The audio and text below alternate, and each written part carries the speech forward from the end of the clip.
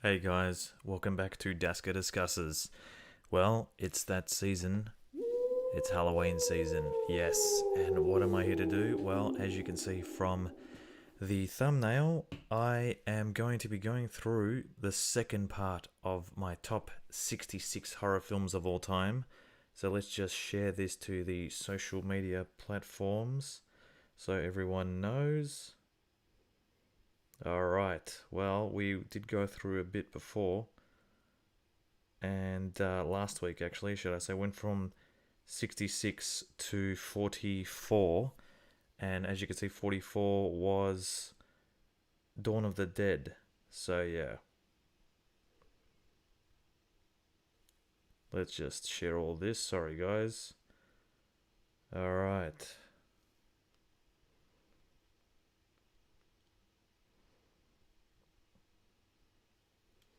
Okay, so where were we?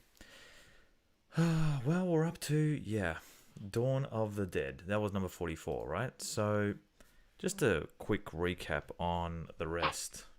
We had The Exorcist 45, Creep, Bram Stoker's Dracula, Babadook, Hostel, Dream Warriors, Arachnophobia, Orphan, Hellraiser, Open Water, Rob Zombie's Halloween, Misery, American Werewolf in London, Don't Breathe, The Fly, Carrie, Get Out, The Descent, Friday the 13th, Sixth Sense, Wes Craven's New Nightmare, and Poltergeist to the Other Side.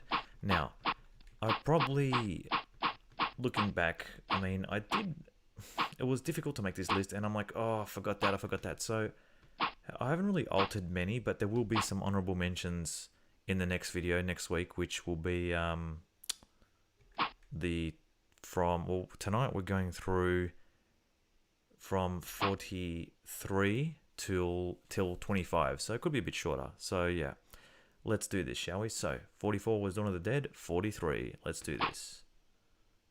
Dun dun dun. Well, it's not Halloween season without a good Halloween movie. Halloween 2018. Now, I've already got Rob Zombie's Halloween in this list, but I do think that Halloween 2018 deserves to be in here. It was a really good sequel slash reboot, whatever you want to call it.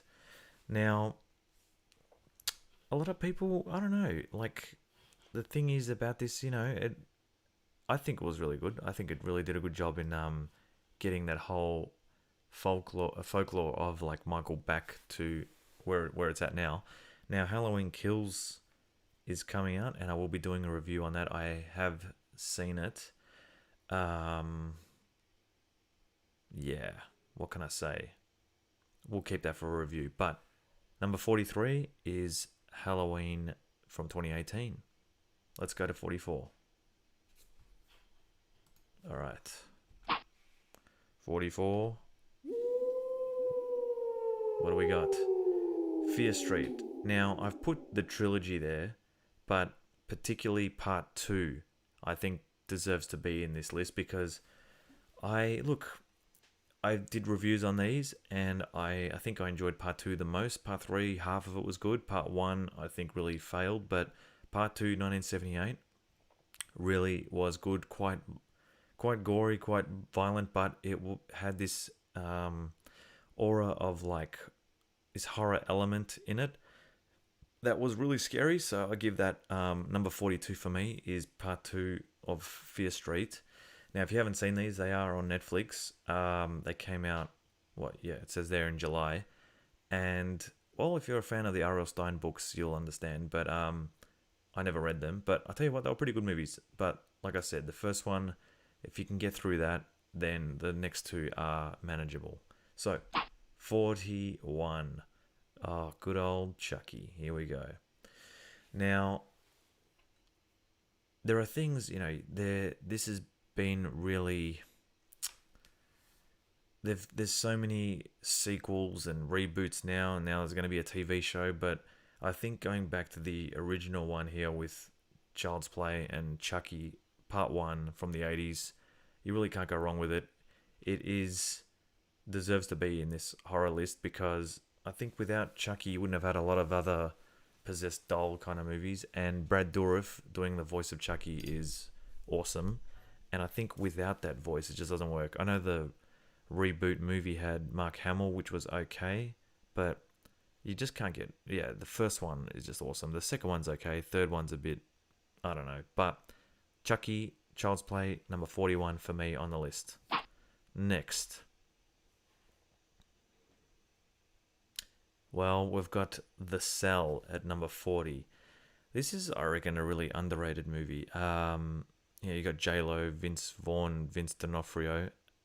There is something about this that is extremely creepy.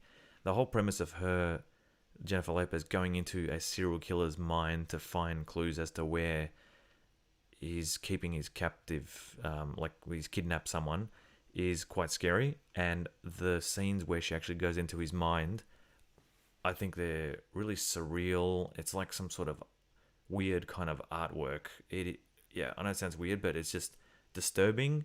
And I don't know about being, I don't know, definitely not in the top 20, but I think it deserves to be here. But that element, it's like kind of like a mixture of Silence of the Lambs, Seven, and like Inception. If that wasn't even the thing, that wasn't even a thing back in the day. So I'm putting that at number 40 for me. Definitely worth a look, but it is rated R. It is quite violent too. So yeah. Okay. At 39, we've got Scream. Well, look, I'm a big fan of Wes Craven, and we've already had Dream Warriors in this list. But 1996 Scream came out, I'm pretty sure. This Scream 90s, this was a rebirth of all the slasher films as well. And I really think that it really did kick off that whole, again, that genre of slasher films, teen slasher films in the 90s, and progressing all through the 2000s as well. So Wes Craven really did well there, and it's a good, entertaining movie. It is a bit cheesy, yeah, some of the 90s stuff, whatever, but who cares? I grew up watching this, and if you were around my age around that time, yeah, it was like a very big movie and a big series as well. And I'm looking forward to the, whatever they want to call it, reboot sequel of like, yeah, for next year. I saw the trailer with Nev Campbell in it and Courtney Cox and Arquette. Yeah. So that should be, David Arquette should be very interesting what they're going to do there. So yeah. At 38, we've got Martyrs. Now, I was up and down about putting this in or something else, but this is always on the top lists for horror films, and I'm not going to go into a lot of detail of it. It is one of those extreme horror films, like very, very extreme, and we'll leave it at that. But it did, yeah, it is quite horrifying beyond I can even explain. I didn't really put a lot of disturbing films on this list, but this one made it in there. The less said, the better. So yeah, moving on from Martyrs. We've got number 37 with Saw. Now, I remember seeing this at the cinemas back in the day, and it was made by two guys that lived here in Melbourne, Lee Whannell and James Wan, and they've gone on to do other things as well, like produce Insidious and Fast and the Furious movies and a whole bunch of things. So I was like looking at them thinking, wow, if those guys can make it, that's quite an amazing story, which it is, and good on them. Saw, the original, is the best. Now, 2 was okay, 3 was not bad, and then after that I can't even remember, but then Jigsaw came out, and then Spiral came out. I think they've really milked the series a lot, but the original is the best, and the soundtrack by Charlie Closer is actually amazing as well. No, is it Charlie Closer? Yes, it is. So, Saw, twist ending, I'm not going to give it away, but it is something that has to be seen. I don't know about top 25, but it deserves its spot at 37, because although it is quite gruesome and violent, it is not as bad as the other ones. And in terms of scary, there is some good scares in this, but yeah, 37 is where it's at. So that's 37 is Saw. Next, we've got Event Horizon. Now, if you can imagine, how do you put this? This movie is kind of like The Shining, Alien. It is a really, really visceral, scary film in this. Yeah, I just think it's definitely worth a watch, but there are some scenes in it that are quite disturbing. I reckon I'd put this in terms of it's kind of like Hellraiser in space, but these scenes in it are quite memorable, nightmarish, and I reckon it's definitely worth a watch on a cold winter's night with rain. Dim the lights, chuck it on. If you're into sci-fi, you'll enjoy it. But this sci-fi horror, it's kind of like that video game Dead Space, like that Dead Space, and more so Dead Space. But yeah, scary as. Moving on. Okay. 35. We're looking at The Witch. Now, this was produced by, I'm pretty sure, A24, which is I'm a big fan of that production company, making things like Midsummer, Hereditary, uh, Lamb. I haven't seen yet, but The Witch. You know what? When it comes to horror films, I really love that whole aspect of like the settings out in the open. This is based in like an olden type days, so I don't know, 17 or 1800s, 1900s, early 1900s, but all about that thing, all about that concept about burn the witch at the stake kind of thing. But cinematography is amazing. I really like what A24 do with their films. This should have been up higher on the list, but again, I think that this is they're all great movies, but this is more modern than the rest of them that I've been one of the more modern ones that I've got on the list, but it's definitely up there. And if this is the type of horror that's coming out from A24, which it is, I'm a big fan of it. So yeah, I hope they keep going with it. Oh, here we go. Number 34, Evil Dead, the 2013 remake. I remember watching this with a friend at like one cinema in Melbourne here. That was like, they weren't playing it much, but I told him, hey, who wants to come watch it? No one else wanted to go. I went with him, and the most terrifying film you'll ever experience. I don't know about that, but I'm a big fan of the original Evil Dead, and I didn't think that a reboot or remake would go well, and this actually was quite scary. Very gruesome. Is it better than the original? No, it's not, because the original I'm a purist, and I love the originals, but this comes very close. There are some scenes that are a bit cliched, but Evil Dead is a cliche horror film, but I would stay away from this if you're really squeamish, especially. But if you're into that whole zombie kind of genre, yeah, but this goes beyond that. This is beyond just zombies. This is pure evil. This is violent, bloody, gruesome, everything you can imagine. How they kind of like used parts from the original and in this remake is very interesting as well. But I like how they did the twist on it, and I was a big fan of it. So number 34 for me is The Evil Dead, or Evil Dead. Oh, here we go. Now we're entering into the number 33, The Silence of the Lambs. Not horror per se, more psychological thriller, but I definitely think, you got Best Picture, you've got Best Actor, Best Actress, not sure about Best Director, based on the book, right, as well, which I read half of this as well. Don't know why I didn't finish it, but Jodie Foster plays a great role. Anthony Hopkins is Hannibal Lecter. This is like pure like 90s, that psychological thriller genre that came out in the 90s. You had this, you had Seven, you had other films as well, but those two really stick out for me. Silence of the Lambs, if you haven't seen it and you're around my age, mid to late 30s, then what are you doing? Seriously, it's on Netflix, I'm pretty sure, but this is a classic. They try to do this spin-off TV show, haven't watched it yet, but when you get a film that wins Best Actor, Actress, Best Picture... Did it win Best Picture? I've got to check. Best Actor, Actress, I know that 100%. Great film. So can't really go wrong with that. But again, a lot of disturbing scenes. Not too violent, but just more that psychologically, quite violent. Yeah, there is some really graphic parts in this too. So yeah. But 33. Oh, look at that. Wow, it's like I knew. Boom. Number 32, we've got Seven, Brad Pitt and Morgan Freeman. Now, in terms of my ranking, I've put this as scarier slash more horror than 33, obviously, and I agree with it.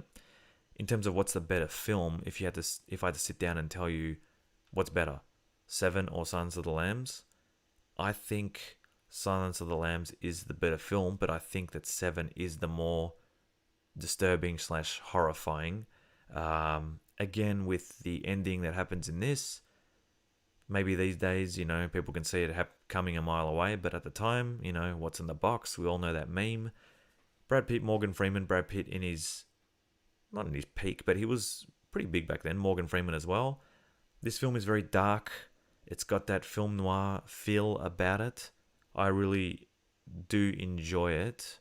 However, I did enjoy it. I still do. There is some quite disturbing scenes in it, but watching it now, after you know the twist and everything, it's still great cinematography. David Fincher, great director, but I can't even go into it without spoiling it. But one of the antagonists, and you find out who it is.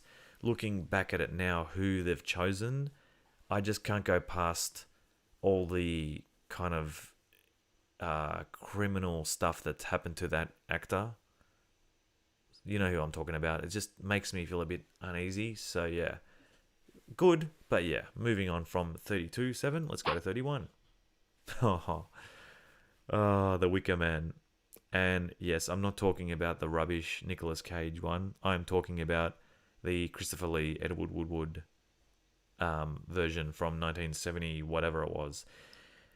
The thing is, though, is that The Wicker Man, if you played this to like someone who's 15 to 20 years old now, they would say, I can guarantee you, this is boring, this is slow, what's going on, this is stupid, how is this actually a horror film? I just love Christopher Lee in this, but it's the setting of this whole guy, there's this British cop that goes to this island who wants to try and solve a murder, and it's just this eerie cult kind of like island where people live, and slowly things start unraveling. There is an uneasiness in this, and in terms of cult films, this is up there, and an ending that it is forever remembered. The Wicker Man is a slow burn, but you know what? Sometimes I like a good slow burn in my horror films, and this is one of them. And you can see how A24 directors like Ari Aster got their inspiration from films like this. Look at Midsummer. So yeah, 31, The Wicker Man. And here we go. Number 30, Jacob's Ladder. The most frightening thing about Jacob Singer's nightmare is that he isn't dreaming. I tell you what, the first half of this film is a complete mind warp, and a terrifying one at that. It's about a Vietnam vet who starts getting visions from the war, but also things that he's had like testing on him as well. Tim Robbins is in this. I can't remember if this is written by Stephen King. Why did I think that? But Tim Robbins, Danny Aiello, Elizabeth Pena, can't remember her. Danny Aiello's in this as well. This is one of those movies there. It's like quite kind of like that supernatural, psychological type horror with weird visions and dreams. So I think it's pretty scary, and that's why it's number 30 on my list. Jacob's Ladder, about that whole Vietnam vet vision horror type of what's trying to work out what actually happened to him. That's the whole premise of the story. I think Macaulay Culkin's in this as well as a little kid. But yeah, Jacob's Ladder, number 30, 100% deserves to be there.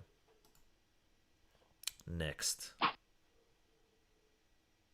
Here we go. Number 29. You float too? Hiya, Georgie. You want a balloon? Now, you may have noticed already I don't have the original It TV miniseries in my top 66 yet. Is it going to be in there? Who knows? But the film It from 2017 definitely is.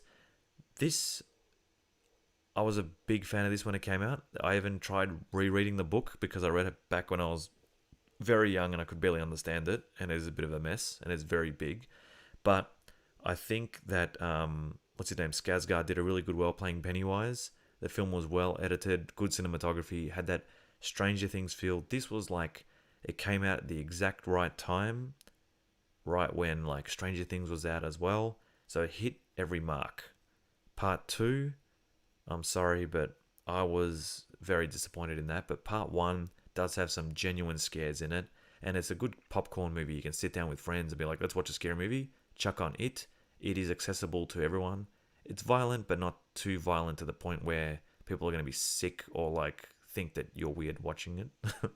So, number 29, It. You float too. Now, the debate whether or not Skarsgård or Tim Curry was a better Pennywise, you can't. Tim Curry was amazing as Pennywise, but that whole TV miniseries we thought was really scary as kids, but then you rewatch it and there's only like maybe 2 scary parts in it. But Tim Curry was amazing in that. But this is definitely up there. 28. I can't even look at that poster because we are talking about Ju-on, which is The Grudge. Japanese film. Yes, they remade it, but again, with me, I am a purist and I enjoyed the Japanese version a lot better. A lot more, put it that way. The Grudge was, the US one was okay, but again, if people just got over the whole thing about subtitles and just watched a lot of foreign films, you'd understand that there's actually some great movies out there. But, you know, people can't be bothered reading. But, you know, watching things like Squid Game with a dubbed English voice is just, what are you doing? You know, what are you doing? Seriously. But anyway, look, everyone, each to their own. Ju-on,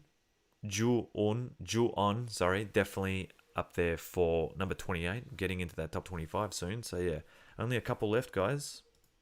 Here we go. Number 27, The Strangers. Now, this is a very good accessible film for people that, you know, you're having friends over, or maybe you're you go away with a group of friends and you're like, oh, let's watch something scary. This is what you can chuck on. Just about a normal couple that go home one night and they get a knock on the door and this girl's like, is Alice home or something like that? And she's like, no, she doesn't live here, whatever. As a joke. And then these people break in. So it's a home invasion film.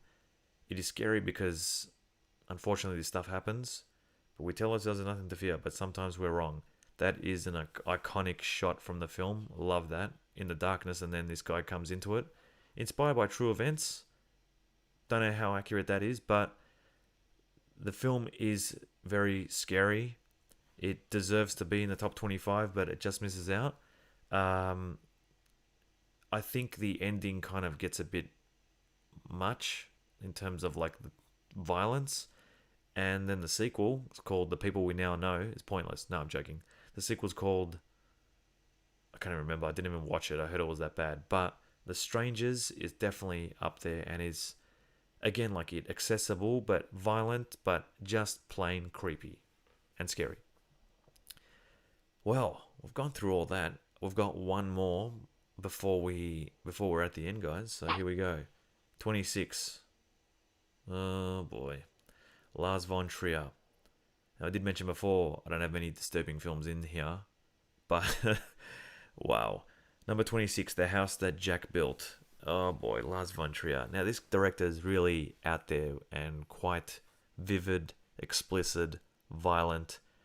A lot of people didn't like this, and it has a lot of gratuitous violence, some very, very disturbing scenes in it.